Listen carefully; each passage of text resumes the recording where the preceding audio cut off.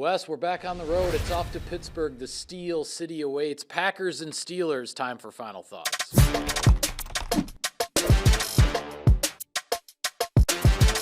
All right, Weston, what's at stake? A winning streak, Michael. The Packers took care of business last week at Lambeau Field, finally getting that much-needed victory, and now they're looking to build upon that. It is a tough opponent. You're going to Pittsburgh for this one, and it's not going to get any easier, but if the Green Bay Packers can build some momentum here in November, get closer to that 500 mark. Yeah, and this game is all about winning one on the road again. The Packers haven't gotten a road victory since week one, the opener back in Chicago, and the city of Pittsburgh hasn't exactly been kind. The Packers haven't won a game there in the regular season since 1970. It's time to break that streak. Weston, who's heating up? Presented by Aurora Heated Apparel. Luke Musgrave, the Packers rookie tight end, I thought played really well, specifically in the second half. First, you had that 25-yard corner route from Jordan Love, the type of play they've been kind of struggling to connect on, and then he finishes the game strong, 20 yards right up the middle of the field. His first career touchdown pass.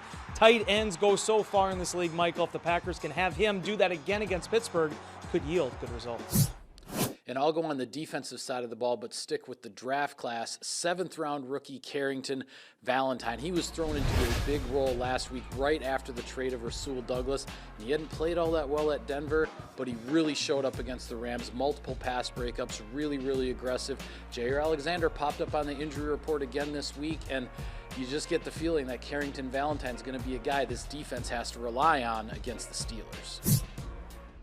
Wes, I say the Packers win this game if they protect the football and if they're the better team in the fourth quarter. This is how the Steelers are 5-3. They are +8 in turnover margin, and they have had fourth quarter comebacks all season long. To win a game like this, you have to beat the home team at its own game. That's what it's going to take to get in the win column. I agree, Michael, and for the Packers, I think it comes back to run defense. That has sort of been the thing that has kind of pushed along this turnaround for the Packers D. And you look at these last 2 weeks, 130 rushing yards allowed, allowing less than 2.3 yards per carry, I believe.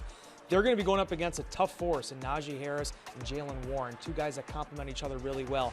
But if Green Bay can stop that run once again for a third straight week, it makes life exceedingly easier for that secondary. No question about it. And with that, we'll sign off on this edition of Final Thoughts. Be sure to follow all of our coverage of Sunday's game from Pittsburgh on Packers.com and on all of your social media channels. Thanks for watching, everybody. Enjoy the ball game.